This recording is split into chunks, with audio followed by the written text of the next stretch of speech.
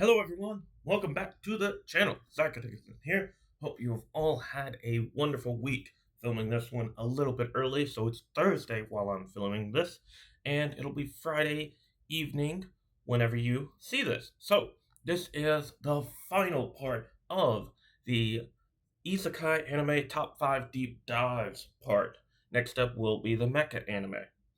I'm thinking about doing regular TV show stuff as well for this, but I already did anime stuff centered for this on the Wednesday part, so I'm doing those first and foremost.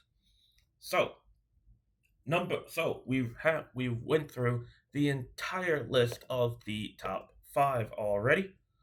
Um and so we're now on to number 1, and we've gone from number 5, how a realist hero rebuilt the kingdom, which is just about just the political aspect and world building of a world, and the main character not being as overpowered or fixated on fighting as much. Then we have the new game, where it's a VR MMORPG, and then an isekai forward into time from where it was previously at. Then we have number 3, Sukumechi Moonlit Fantasy, which is awesome, and just a regular old isekai anime where the main character is powerful but hides his power and doesn't really and hides his power and also just has a kingdom to himself a lot. Then we have the Rising of the Shield Hero. He gets summoned and not dies, which is kind of like Sukumichi as well. Um, Funny enough, most of this list is just straight summoning isekai. I didn't realize that before. I don't know what that is or what's up with that at all, but that's just how it ended up being.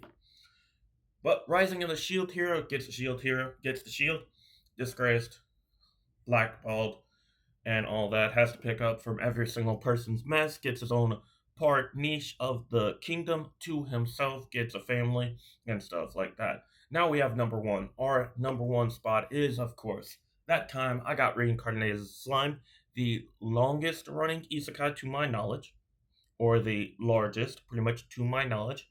If you say that there's a longer one, please say so in the comments below. I'd love to chat about that. But or it may be the longest one after season 4. Seasons 1, 2, and 3 covered a total of 72 episodes, with 2 OVAs covering 8 more episodes. Season 4, however, will cover 60 episodes over this year and next year in 5 separate cores. A core is the anime season that a show will come out in, and it's typically 12 to 13 episodes. And so we're in our first core of 5 of season 4. And so why is this my favorite? Why is this my favorite among them all? Well, it combines perhaps my favorite aspects, which is world building, OP main character, but also political atmosphere as well. I love a good world building anime. I love a good isekai. I love it whenever the main character is very OP, but whenever there's also other people that fight and do other things as well. And I love a show with a good political atmosphere. And so Slime, that time I got Reincarnated Slime, Tenshore, Slime Isekai, whatever you want to call it, covers much of that. Season 3 was pretty much just about world building and set up for future seasons. I've heard that this light novel, which it's based off of, is very, very long, and some have said that there's supposedly a big war arc that's very common in large scale manga or anime, and that this is so large and so big to where we won't even get to the war arc until after 60 episodes of season 4, which I find insane. And I'm just here along for the ride. It's a wonderful anime. Um, the the funniest thing is the fact that our main character is Slime. He's reincarnated, was a guy, and it was a guy in his 20s, and basically is still that. He has the looks or like face of like a girl, but acts purely as a guy. It's nothing of like transgenderism or anything like that. He just acquired this body of a woman-like figure because the human he absorbed was a woman, and so that's pretty much the only reason why he looks like a woman. He doesn't act like that. There are other female characters who are very fan service, in no other terms, fan service and other ways like that, and well, guy's a perv at times, straight up. But he's also a good dude, and he knows how to build up characters, and he loves all of his companions very, very much. And when one of them dies, he will kill and destroy an entire nation, becoming a demon lord just to raise them back to life. Yeah, yeah, yeah. Also, this show is very, very consistent throughout all of it as well. Season 3 was the only one that was a step back and not as good as the others because of the amount of world building. I was fine with it, though I was only fine with it if it only lasted pretty much for season 3 and a little bit into season 4. For like the first 2 or 3 episodes, it kind of did, but now it's very much okay. We're still world building, but we're also in a very political atmosphere and setting up a lot of stuff for the future right now. And we can see that the powers of at play for the bigger and large scale war is developing slowly right now. It's not a lot of fighting, but it's also at a point where it doesn't need to be a lot of fighting as well. Most of the fighting has already happened. The Jura Tempest Federation that Rimuru has formed already has many of the major powers that aren't humans already about.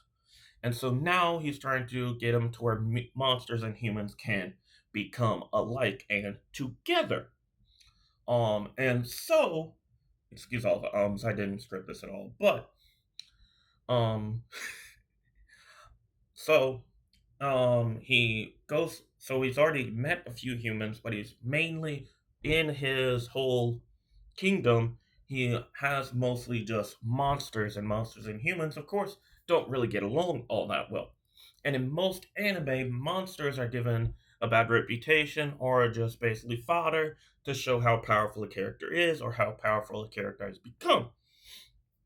And so, this is a very different anime because of how monsters are treated and how some are still bad, but but many of the ones in the show aren't bad, and the main characters mostly around demi-humans, dwarves, elves, and other very various different groups of people, and has formed and is also a demon lord and has formed a sect of 8 demon lords together.